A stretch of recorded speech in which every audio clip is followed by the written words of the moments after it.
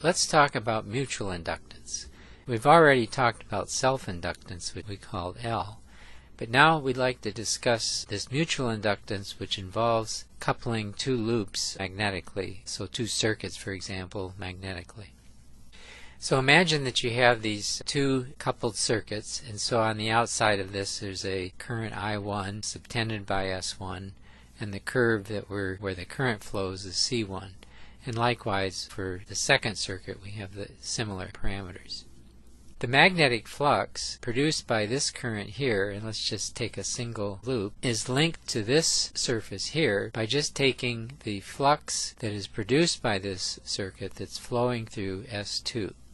And so if we know the B field that is produced by this current over in this surface, we can just integrate that field dotted into ds2 over that surface 2, and that will give us the flux due to a single loop in the second circuit. So I've labeled this 1 and 2, and if we can keep that straight, this is the source of the flux, and this is the circuit that's subtending that flux. If the circuits contain turns, number of turns, let's let N2 be the number of turns in C2 and N1 be the number of turns in C1, then remember that the flux produced by the first coil you would multiply by N1, and the flux received you'd have to multiply by N2. So if we take the single loop flux and multiply it by N1, N2, we'll get the total flux that's subtending the second circuit. Putting in the single flux value, which is this integral right here, times those two numbers of turns, that gives us the total flux produced by this circuit over here passing through this circuit here. So I guess you can see that the concept that we're looking at is the coupling of this current in this loop to this one over here. How do we define mutual inductance? Well, we take that total flux, which is, remember, produced by 1 and then passing through 2, and we divide by the current that's producing the flux, and that's I1. So if we take our expression that we've just developed for the total flux, so that's this quantity here, and divide by I1, then that's the mutual inductance. The larger the flux that's coupled, and the larger the number of turns and so on, that will determine how big this quantity is. There's a very important formula that's called Newman's formula for mutual inductance. To get it, we start with our definition that we just showed. We substitute in the vector potential relationship that gives us B. If you look at the definition of B from A, you would have this quantity here representing the B dot ds term in terms of the vector potential. If you take the integral of A around a closed loop, C2, that will give the surface integral of B over that surface. So in order to use the vector potential, we're going to have to worry about these differentials of length, the vectors dl1 and the dl2 along the current path. What we're going to do is we're going to use this expression here for M12, and that's what we're going to be calculating. And so we need A1, and we know these prefactors here will be necessary also.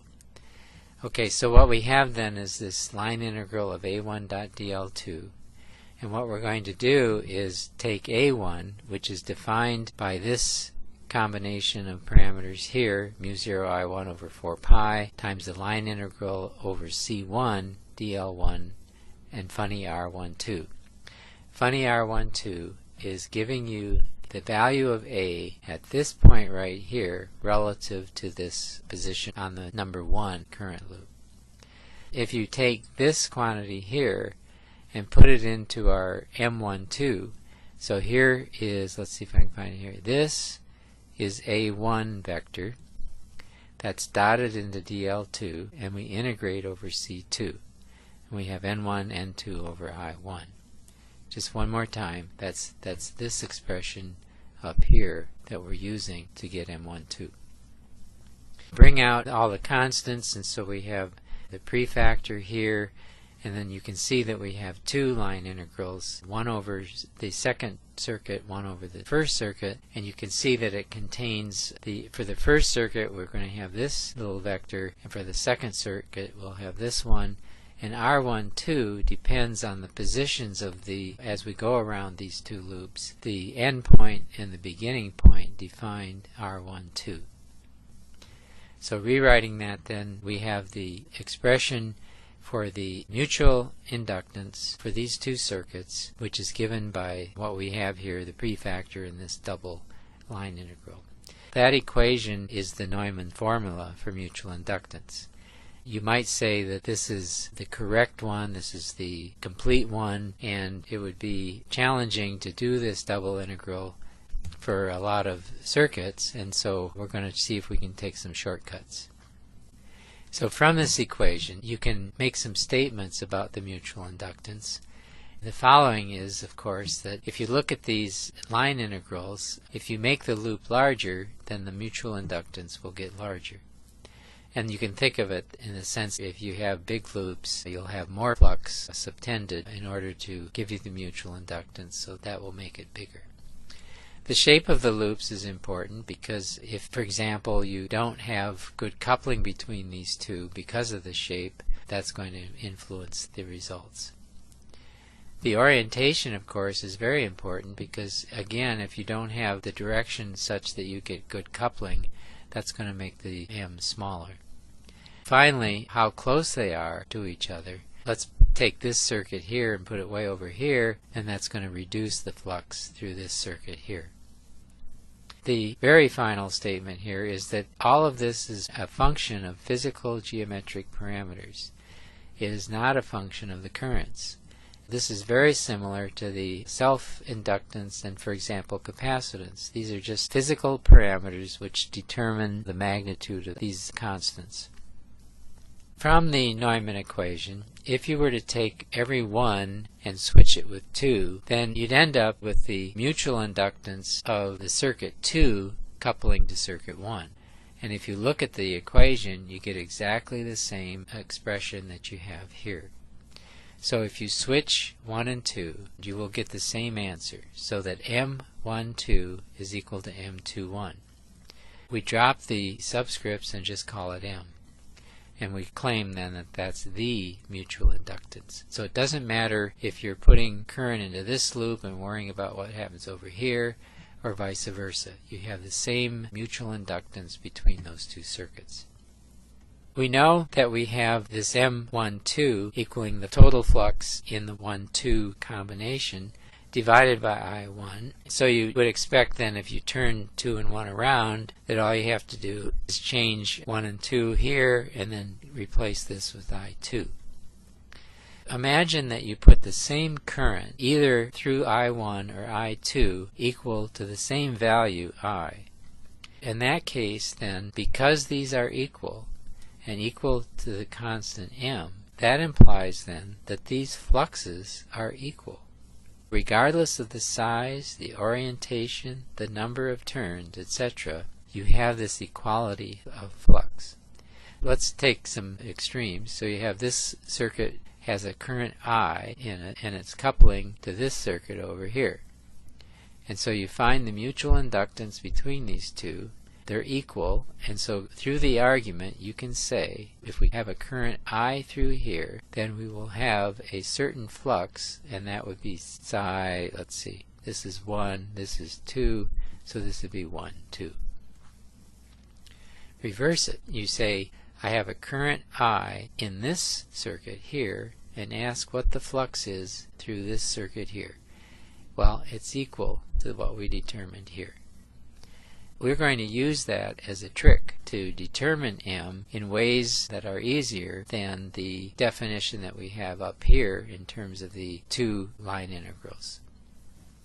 There's two other things I want to mention, and that is, and just take it for granted, that M is always positive. And secondly, we have to worry about the units of M. It turns out it's the same units as L, and so it has the units of henries. Well, let's take a simple example. Here we're just going to simply try to determine flux. So we have a short solenoid that has length L, radius A, and N1 turns per unit length. This short coil is our circuit 1. The second circuit, which is this larger long solenoid, is coaxial and has dimensions radius b and n sub 2 for the turns per unit length. We're going to start off with a current I flowing in the short one and find out what is the flux through the long one. Imagine that you have this being driven by a current I1. You'd have a field that's produced by this set of windings, which is generating a flux inside, but it's very complicated because it includes field lines that go around like this and so on. So it's very complicated in order to find the total flux if you were to just try to do it by Neumann's equation. What we do is we use the trick. And the trick, restated, is that no matter what the shape of the two loops, the flux through loop 2 resulting from a current I in loop 1 is exactly the same as the flux through loop 1 due to a current I in loop 2. And just remember that you're using the same I in both situations. Since we know how to find the flux in a very long solenoid, we can reverse this. So in other words, find the flux due to this solenoid here, and then just say it's the same thing if we put the current through this coil and look at the flux through here. So we take the long coil, put the I through it. The flux through the short coil due to the current in the long coil is given by the following. So I've written this out, sort of beating it to death, that the flux through the small coil due to a current in the long coil is given by the following. It's given by the B field due to the current I flowing in the long coil times the area of the small coil times the number of turns in the small coil. This field here is our friend mu sub 0 n2 times I. The area is just pi a squared, and the number of turns is the number of turns per unit length times the length of the short coil. Multiplying all these together, we then have the flux through the small coil due to current in the long coil. So I think you see where we're headed. We're going to then say if we put the current through the small coil, we'll get the flux through the long coil. Here's our expression that we just found. Here's a restatement. If we now reverse the problem, we put the current through the short coil and the flux through the long coil is the same, which is this expression up here. So that means then that if we reverse it, so all I've done is just change the words here. The flux through the second coil due to the current I in the small coil is given by this expression here. It's the same expression that you have up here. So if you want to find the mutual inductance, then you just take phi and differentiate it with respect to I. Since this is just proportional to I, it's the same thing as dividing by I. Here's the mutual inductance then of these two solenoids, and so it'll have the turns per unit length, it'll have the area of the smaller one, and of course the mu 0, and the length of the short coil here. So suppose you wanted to make this larger. How could you do that? You could increase A, which is the smaller radius, realizing that if you have B fixed, you can't go any further than that. The largest would be A approximately equal to A, taking into account the width of the windings. Obviously if you make L larger, so if you make the small coil longer, that will help. Finally, you can increase the number of windings or the density of the windings, and that will increase your mutual inductance. For your information, if we take the self-inductance of each of these coils, the ith coil would just be mu 0 times n sub I squared pi a squared L. We derived this before. Well, I think you can see that if you let this be 1 and 2 and look what you have up here for M, you can very easily show that the mutual inductance between these two solenoids is equal to the self-inductance of the two coils multiplied by together and taking the square root. For example, you see that if you have pi a squared and you take the square root, that'll give you just pi a squared. You'll end up with the expression of M defined in terms of the two L's. Now the assumption then is that there is no flux lost. If you have this circuit here creating all the flux, then all of the flux that is produced is captured by this circuit here, and vice versa. Clearly, the time that we took this current and looked at the flux inside, there was really no problem because the B field is uniform inside the larger one. Let's take another example. Suppose you have a small loop, radius A here, and it's a distance Z from a larger loop with radius B. Assume that the planes are parallel of these two loops and that they're both perpendicular to the Z-axis. We're going to find some fluxes. Suppose the current I flows in the big loop here. Find the flux in the little loop. Then switch it around. Suppose current I flows in the little loop. Find the flux through the big loop. And then finally find the mutual inductance. The way we approach this is we first find the B field on the axis at the center of the small loop, which is this point up here, due to the current that's flowing in the big loop, and that's current I. So here's current I in the big loop. What we're going to do is assume that this is far enough away and this is small enough that when we find B here, it's uniform over this whole circle. And obviously that's best for A much smaller than B and A much smaller than Z. So if you remember, for a single loop, what the B field is along the Z-axis, it's equal to the quantity that I show here. So mu 0 I times B squared, and then 2 over B squared plus Z squared into the 3/2 power. This is one that we've derived earlier. What we're saying then is that that's the same B over this entire area. This is just repeating what we just found. Then the flux through the small loop will just be B times the area of the small loop. So we have the flux with all the subscripts here telling you what it is. The flux that's going through this small loop is equal to the B due to the B loop current times the area of the smaller loop. And so that's just this quantity here where all we've done is multiplied by the area. Now we use the trick to find the other way around. We say that the flux is the same if the current is the same. We have this equality that at the large coil B, the flux there, which is due to the current in the small coil, is equal to the other way around, that the flux at the small coil due to I in the large coil. Well, that's already determined, so that's up here, so we conclude then that the flux at the large coil is the same. And so that's this same expression that we have here. Now what we've saved is that finding the flux would require that you know B all over this surface here from this little circuit up here. And that's a tough problem.